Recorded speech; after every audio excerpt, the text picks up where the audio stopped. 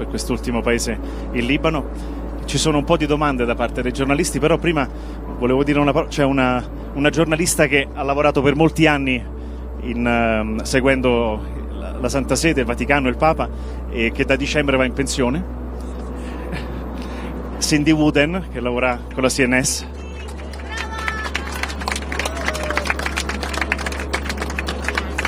E il rapporto è stato prezioso e amichevole per tutti questi anni, quindi comunque invece le domande saranno, la prima è da parte di un giornalista libanese, se non vuole dire una parola lei prima. Solo una parola, buongiorno a tutti. Innanzitutto voglio dire grazie a tutti voi che avete lavorato tanto, e vorrei che trasmettano questo messaggio anche ad altri giornalisti, sia in Turchia, in Libano, tanti che hanno lavorato per comunicare gli importanti messaggi di questo viaggio. Allora, grazie a voi, anche voi tutti meritate un applauso forte per il vostro lavoro. Grazie, grazie. Allora, la prima domanda è di Joseph Farshak della televisione pubblica libanese. First of all, thank you so much for granting us this opportunity as the only Lebanese media to accompany you on your first foreign trip.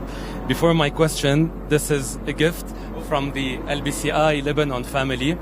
It was drawn live on TV while you were moving from one stop to the other. This is you, and these are the different stops. You can see Our Lady of Lebanon, Saint Charbel, the Beirut port, every stop, every notable stop. So really, we thank you so much for blessing us with this opportunity. On the back, you can find a heartfelt appreciation by our chairman of the board and his wife, Pierre and Randa Daher. They are really thankful for this opportunity. It was painted live on air while you were moving from one stop to the other. Back to my question, Your Holiness. You are an American Pope leading a peace process. You're on a peace mission in the region. My question is, will you use your connections with President Donald Trump, with Prime Minister Benjamin Netanyahu, and you've stated on the plane before that the Vatican is friends with Israel. Will you raise the need to halt Israeli aggressions against Lebanon, and is sustainable peace achievable in the region? First of all, yes, I believe sustainable peace is achievable. I think that when we talk about hope and we talk about peace and we look to the future, we do so because I believe it is possible that peace once again come to the region, come to your country, to Lebanon. In fact, I've already, in a very small way, begun a few conversations with some of the leaders of places that you have mentioned, and I would intend to continue to do that personally or through the Holy See, because the fact is that we do have diplomatic relationships with most of the countries through the region, and it would be our hope certainly to continue to raise that call for peace that I spoke of at the very end of the Mass today. Grazie. La prossima domanda è di Imad Atrash dei Sky News Arabia. Santità, sono libanese, quindi parlo in italiano, se mi permetti. Santità, nel suo ultimo discorso, che credo sia molto importante, c'era un chiaro messaggio per le autorità libanesi per negoziare, quindi negoziare, dialogare, costruisce. Il Vaticano farà qualcosa di concreto in questo senso. Poi ieri sera lei ha visto anche un esponente sciita, prima del suo viaggio Hezbollah gli aveva mandato un messaggio, non so se lei l'ha ricevuto, l'ha letto e cosa ci potrebbe dire a riguardo. La ringrazio molto per aver visitato il Libano, che era un sogno per noi. Bene, grazie. Un aspetto di questo viaggio che non è stato, diciamo, la causa principale, perché il viaggio stesso è nato pensando in questioni ecumeniche, con il tema di Nicea, l'incontro con i patriarchi, quelli cattolici, quelli ortodossi, e cercando unità nella Chiesa. Ma infatti durante questo viaggio ho avuto anche incontri personali con rappresentanti di diversi gruppi che rappresentano in realtà autorità politiche, persone o gruppi che hanno anche qualcosa da vedere con i conflitti interni o anche internazionali nella regione. Il nostro lavoro principalmente non è una cosa pubblica che dichiariamo per le strade, è un po' dietro le quinte, una cosa che infatti già abbiamo fatto e continueremo a fare per cercare di convincere le parti a lasciare le armi e la violenza e venire insieme al tavolo di dialogo, a cercare risposte e soluzioni che non sono violente ma che possono essere più efficaci e meglio per il popolo.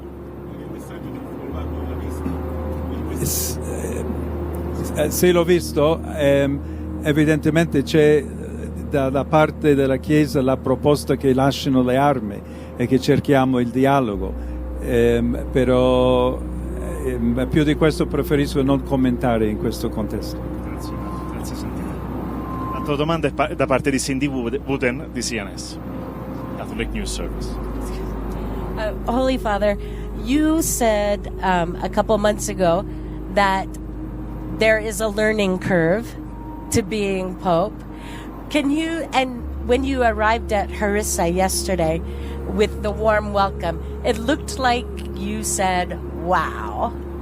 Can you tell us sort of what you're learning? What's the most difficult thing to learn for you in being Pope? And you haven't told us anything either about what it felt like in the conclave when kind of it became clear what was happening.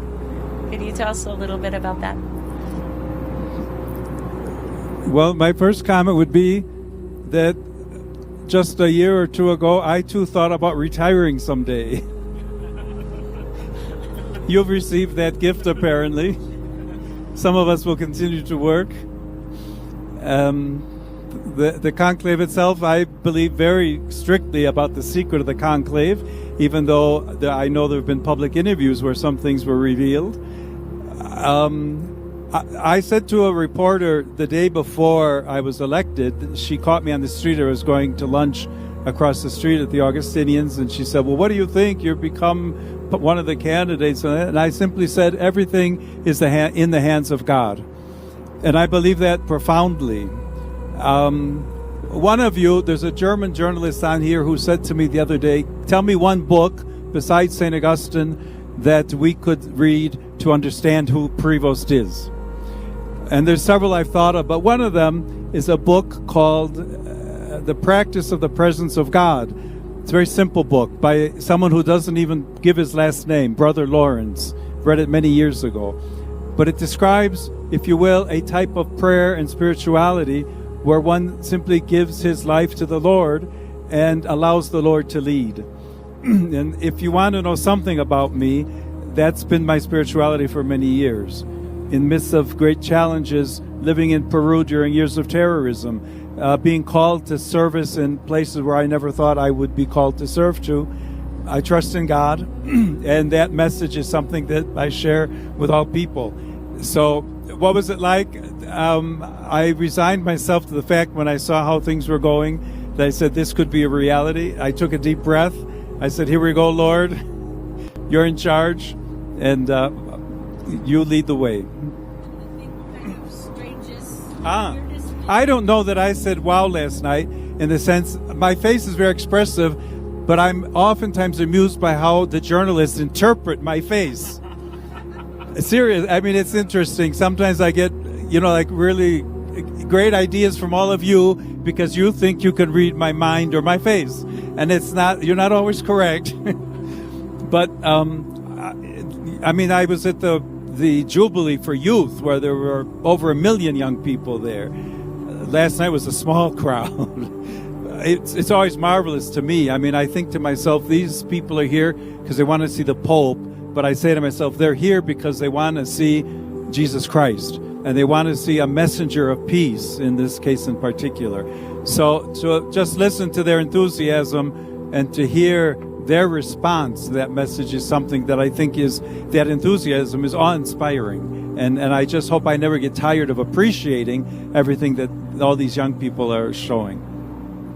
Grazie Santità. La prossima domanda viene da Gian Guido Vecchi del Corriere della Sera. Santità, buongiorno. Sono ore di grande tensione tra la NATO e la Russia. Si parla di guerra ibrida, prospettive di cyberattacchi e cose del genere.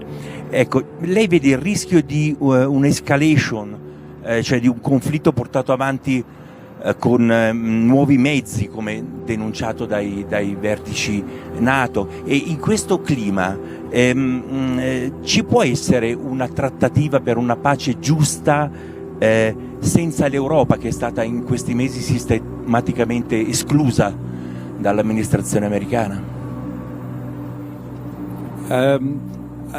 Questo è un tema evidentemente importante per la pace nel mondo, però dove la Santa Sede non ha una partecipazione diretta, perché non siamo membri né della NATO in tutti i dialoghi finora, anche se di nuovo tante volte abbiamo chiesto, diciamo, cessate il fuoco, dialogo e non guerra. È una guerra con tanti aspetti adesso, anche con l'aumento di armi, tutta la produzione che c'è, ciberattacchi, energia, adesso che viene l'inverno anche c'è un tema molto serio lì. È evidente che da una parte il Presidente degli Stati Uniti pensa che possa promuovere un piano di pace che vorrebbe fare e che almeno in un primo momento è stato senza Europa, però la presenza di Europa infatti è importante, e quella prima proposta è stata modificata anche per quello che Europa stava dicendo. Specificamente penso che il ruolo d'Italia potrebbe essere molto importante, precisamente per, diciamo, culturalmente, storicamente, la capacità che ha l'Italia di essere intermediaria in mezzo a un conflitto che esiste fra le diverse parti, anche Ucraina, Russia, evidentemente Stati Uniti. In questo senso io potrei suggerire che la Santa Sede possa anche incoraggiare questo tipo di mediazione, e che si cerchi o cerchiamo insieme una soluzione che veramente potrebbe offrire pace, una giusta pace, in questo caso in Ucraina. Grazie. Grazie Santità. La prossima domanda è di Elisabetta Piquet di La Nación. Anche lei è qua davanti. Gracias, Santo Padre, por este primer viaje internacional, ante todo. Después, bueno, la bandera del Líbano tiene los mismos colores de la bandera del Perú. Es una señal. Se va a hacer este viaje a América Latina, teóricamente en la segunda mitad del año próximo, junto a Argentina y Uruguay, que quedaron pendientes. No, fuera de broma, queríamos preguntarle qué viajes está preparando para el año que viene realmente. Y después, hablando de América Latina, está preocupando muchísimo, hay muchísima tensión por lo que está pasando en Venezuela. Hay un ultimátum del presidente Trump a Maduro para que se vaya, para que deje el poder, y una amenaza a derrocarlo con una operación militar. Queríamos preguntarle qué piensa al respecto. Gracias. In quanto ai viaggi, sicuro non c'è niente. Spero realizzare un viaggio in Africa, sarebbe possibilmente il seguente viaggio, per confermare Africa. Personalmente spero andare in Algeria per visitare i luoghi della vita di Sant'Agostino, ma anche per continuare il discorso di dialogo e costruzione di ponti fra il mondo cristiano e il mondo musulmano, diciamo. Già nel passato, in un'altra veste, ho avuto opportunità per parlare proprio di questo tema, E interessantemente la figura di Sant'Agostino aiuta molto come ponte, perché in Algeria è molto rispettato come figlio della patria. Quello è uno. Qualche altro paese stiamo lavorando. Evidentemente mi piacerebbe tanto visitare America Latina, Argentina, Uruguay, che stanno aspettando una visita del Papa. Perù, penso che mi riceveranno anche, e allora se vado in Perù tanti paesi vicini, però ancora il proyecto no está definido. Entonces, sobre Venezuela, 26 o 27 estamos viendo. Gracias. Sobre Venezuela, a nivel de la conferencia episcopal, con el nuncio, estamos buscando maneras para calmar la situación, buscar sobre todo el bien del pueblo, porque tantas veces quien sufre en esas situaciones es el pueblo, no son las autoridades. Las voces que vienen de Estados Unidos cambian con cierta frecuencia a veces. Hay que ver. Por un lado, parece que ha habido una conversación por teléfono de los dos presidentes. Al otro lado, hay ese peligro, esa posibilidad de que haya alguna actividad, alguna operación, incluso invadiendo el territorio de Venezuela. Yo no sé más. Yo de nuevo creo que es, digamos, mejor buscar maneras de diálogo, quizás presión, incluso presión económica, pero buscando otra manera para cambiar, si es lo que decidan hacer en Estados Unidos. Grazie Elisabetta, grazie Santità. E l'altra domanda viene da Michael Cor de La Croix. Hello, Your Holiness. Thank you for this very interesting trip. You just talk about continue to build bridge between different worlds, and I like to ask, some Catholics in Europe believe that Islam is a threat to a Christian identity of the West. Are they right? And what would you say to them? All of the conversations that I had during my time both in Turkey and in Lebanon, including with many Muslims, were precisely concentrated on the topic of peace and respect for people of different religions. I know that, as a matter of fact, that has not always been the case. I know that in Europe there are many times fears that are present but oftentimes generated by people who are against immigration and trying to keep out people who may be from another country, another religion, another race. And in that sense, I would say that we all need to work together. One of the values of this trip is precisely to raise the world's attention to the possibility that dialogue and friendship between Muslims and Christians is possible. I think one of the great lessons that Lebanon can teach to the world is precisely showing a land where Islam, Christianity are both present and are respected, and that there is a possibility to live together, to be friends.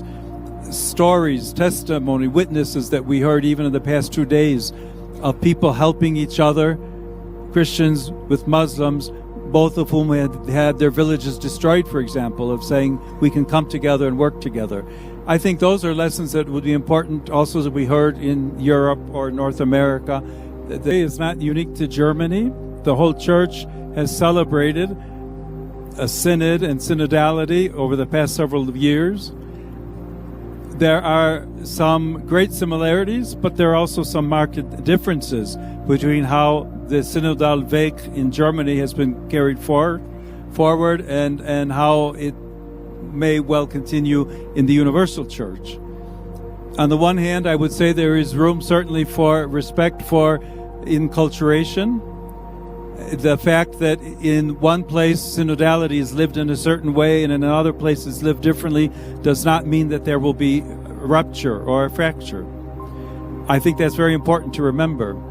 At the same time, I am aware that many Catholics in Germany believe that certain aspects of the synodal way that has been celebrated in Germany up until now do not represent their own hope for the church or their own way of living church. So there's need for further dialogue and listening within Germany itself, so that no one's voice is excluded, so that the voice of those who are more powerful does not silence or stifle the voice of those who might also be very numerous but don't have a place to speak up and to allow their own voices and own expression of church participation to be listened to. At the same time, as you know, I'm sure, the German group of German bishops has been meeting through the past couple of years with a group of the cardinals from the Roman Curia, and there's an ongoing process there as well to try and make sure that the German synodal way does not, if you will, break away from what needs to be considered as the pathway of the universal church. I'm sure that will continue. I suspect there will be some adjustments made on both sides in Germany, but I'm certainly hopeful that things will work out positively. Grazie Santità, grazie Anne. E l'ultima domanda, Santità, è di Rita Al-Munaye di Sat 7, un'altra giornalista che viene dall'area del Libano. We are 4 different Christian channels broadcasting in the Middle East and North Africa, 2 in Arabic, 1 in Farsi, and 1 in Turkish. First of all, I would like to thank you for giving time for the Lebanese people. I am myself a child of war, and I know how much it means to have a hug from Your Holiness, a tap on the shoulder, and saying everything is gonna be okay. And what struck me is your motto, Your Holiness. Your motto. It says in the one, we are one. This motto speaks of building bridges between different Christian denominations, between religion, and also across neighbors that sometimes can be a bit difficult. So my question is, from your own perspective, what unique gift does the church in the Middle East, with all its tears and wounds and challenges and past history, can give the church in the West and the world? Okay. Let me preface my response by saying that today, people who grew up in a very individualistic society, young people who passed a very significant amount of time during the pandemic because of COVID, and whose personal relationships are oftentimes very isolated in reality because they're only through computer screens or smartphones. They ask sometimes, why should we want to be one? I'm an individual and I don't care about others. And I think there's a very important message here to say to all people that unity, friendship, human relationships, communion are extremely important and extremely valuable. If for no other reason than the example you mentioned about someone who has lived through war or has suffered and is in pain, what an embrace can mean to them. What that human, very human, real, healthy expression of personal care can do to heal the hearts of someone else. On a personal level, that can become, if you will, a common level, a community level that unites all of us and helps us understand that respect for one another goes far beyond, you keep your distance, I'll stay here and you stay there, and we'll have no interaction. But it means building up relationships that will enrich all people.